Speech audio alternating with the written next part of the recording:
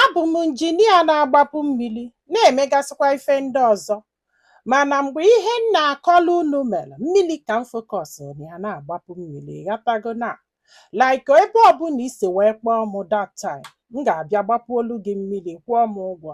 Na-eme na-eme ọfụma nnọọ. So wee nọgide wee fụ this girl, ọ bụrụ nnọọ ife niile m chọrọ na nwaanyị ka the girl bụ. M wee jekwubie si a na nla ekele ya, wee jụbịa sị a kedu ma o nwere onye chọrọ ịnụ ya anụ nọ na ndụ ya. Ọ sị mba na o nwere onye chọrọ ịnụ ya anụ nọ na ndụ ya. So wee sị oke na mụnwa chọrọ ịnụ ya. Ọ sị bụ nne na etu this girl si wee maa mma na etu o si wee lie obi na echere eche o na ifefe akwụrụ bụ just 6 months na-eje mee gị kpanata ya dobie n'ụlọ ya lụsigoro ife niile zolu this girl. Ọ sị m nne mana ka anụsị this girl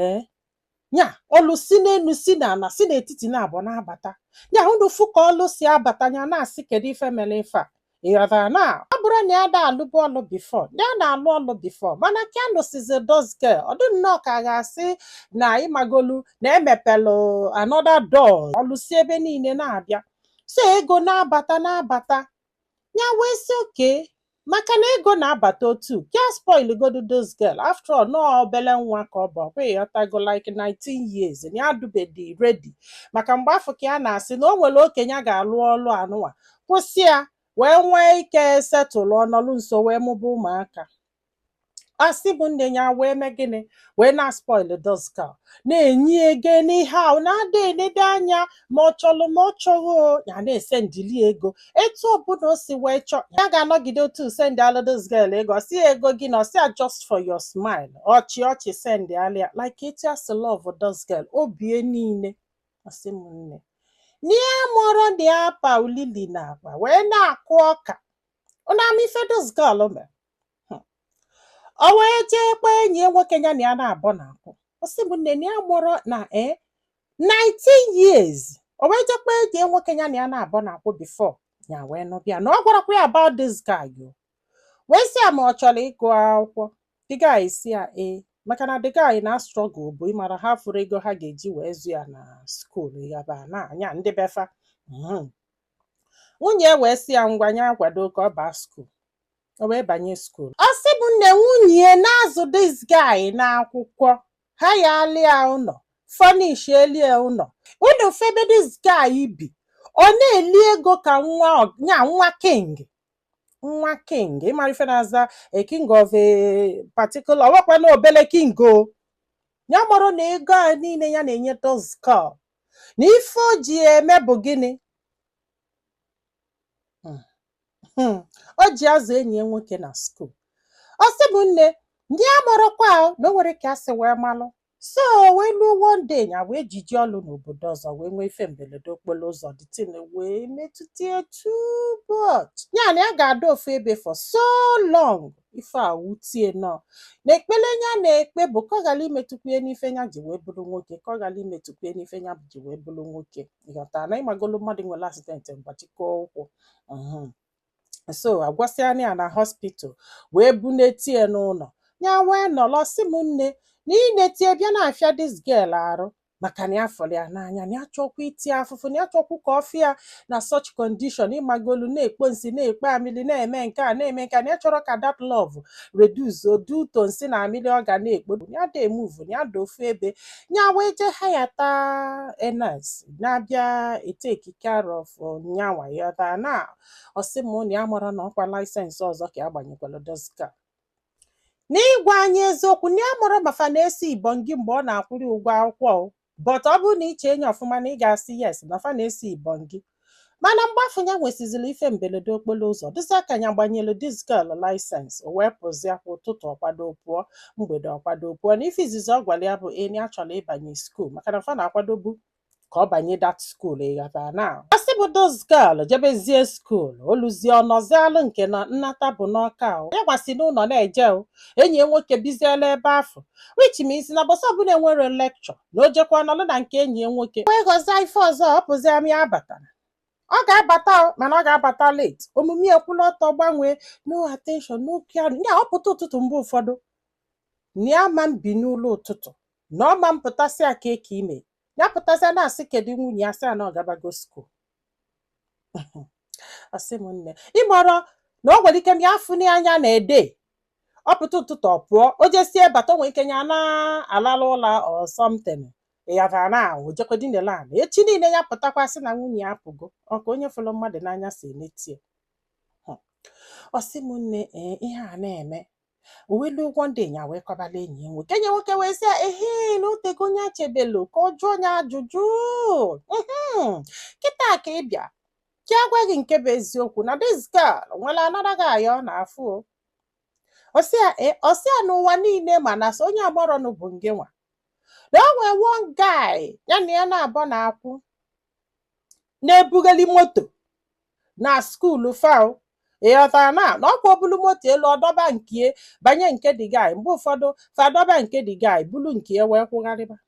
ya ọsị m nne ya asị mba ya chọrọ ụdị stress a n'enu nsogbu ya nọ na ya mba maka na ife a kulie nye n'enu nsogbu ya nọ na ihe a na-eme nwere ike ya na ya ediba ihe a ya edibie wave onye out na-ejie ọsị m nne ịmagonu na nwoke ka ya bụ na dịtị na ekwerie ya wee kpọọ enyi ya nwoke afọ wee sị achọọla onye ga-emeli investigate na ya chọrọ evidence o wee chọtali ya somebody ọsị m nne wee bụrụ na those girl nya na onwere dị ihe o ji wee kpọrọ ifonya na this guy ụdị smile na-apụta ya n'iru ụdị happy ọ ga-adị imerefenas na happy si na ana obi mmadụ wee pụta ma a na-esi picture ịmago picture a na-esi without ya nwee ma ifu how happy ọ dị ifu dị glow dị ya n'iru ifu na ife a bụ ife mmadụ chọ. Asị m ikekwula ọtọgwu ya this girl ya na-agwa anyị ha parents ya nwekwa ego fa ga-eji wee zi ya n'akwụkwọ ya na enyi ya nwoke wee na struggle which ife njafụzila kịta ka fa ga-esi wee gụọ akwụkwọ fa afụrọ na fa na-abụ nwere ike end without agaghị skuul dịfọnya wee nọbịa wiche ọgwara ọkwụ ya nọ kịta ka ya na-afụzi all those things ka emebeziela investigation apịghị ya tago chai ike gwụrụ. Ọsị m nne ya wee gadasịa evidence wee chelie wee jesie wee bata ya wee kpọọ ya wee sị ya ya ma na arụ adịrị ya mana etu isi akata for him abụrụ etu ya si wee mee expect ịchọkwa ka ya bansụkwa bak ịghara na ọsị ya ya chọkwa ka ọ bansụkwa bak kedu ife a na-akọ ihe a osikwa nke ọ pụọ nke a ya wee sị anya bịa na fa ka ekwusịrị ọsị na ịka ya ekwo move ọ dịkwa eni ya anya na mkpụrụ anya ya wee sị anya bịa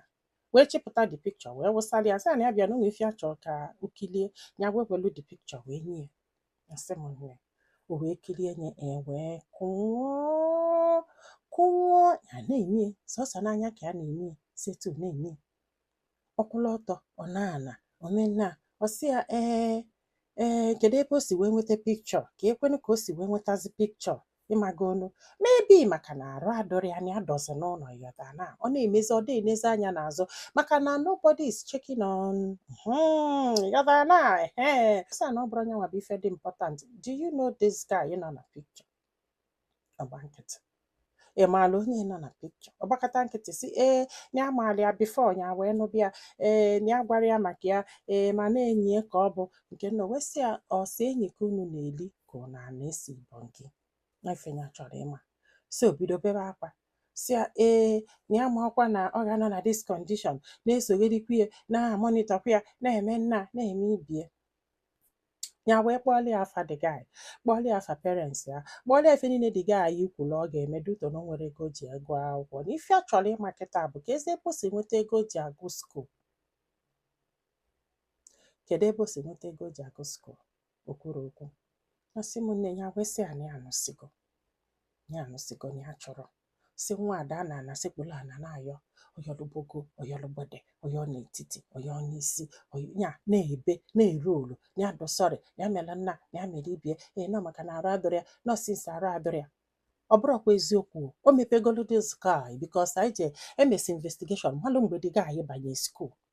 na ya kapụ ụkwụ na abụ kama na ya da nọ na taụn na agwa m unu na ebe ọbụla akpọli ọlụ ka ọ ga-aga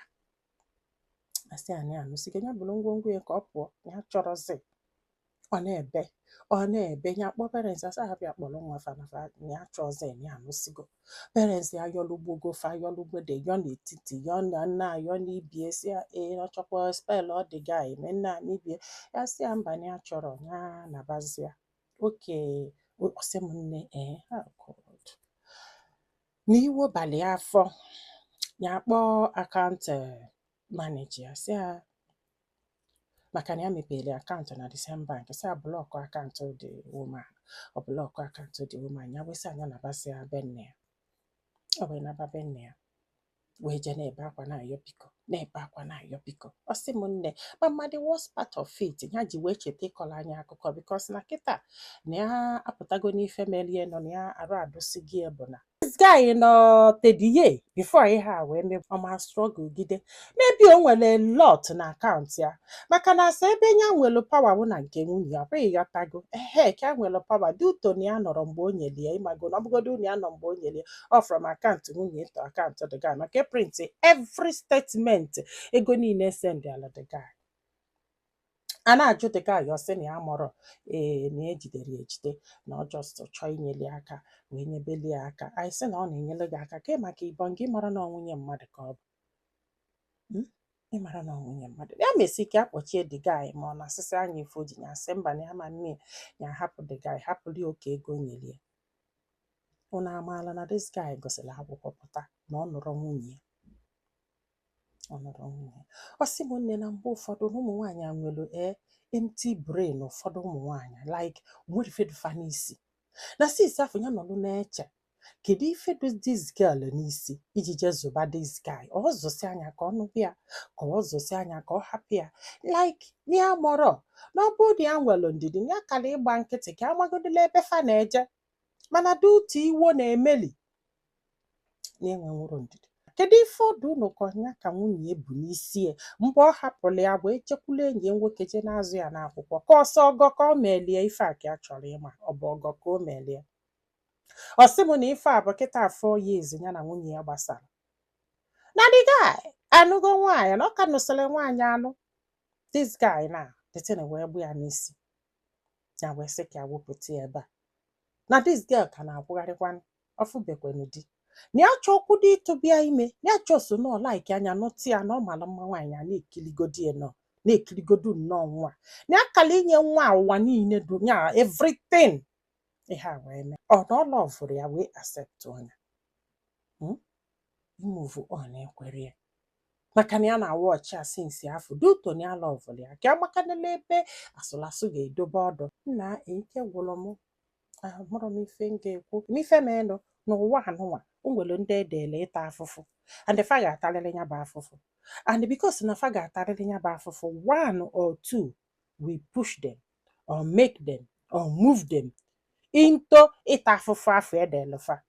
that is the only thing nwere ike ikwu just to move on olesizikwa m uche gị ọka dị n'ebe ọ nọ ya na nke anyị ka na-amoniti ya mana ọ bụrụ na ọ dịrọ move on I'm telling you ike ọkwụrụ ndị be anyị tii na ọnụ n'okwu a daalụnụ ka ọ dị n'ụbọchị ọzọ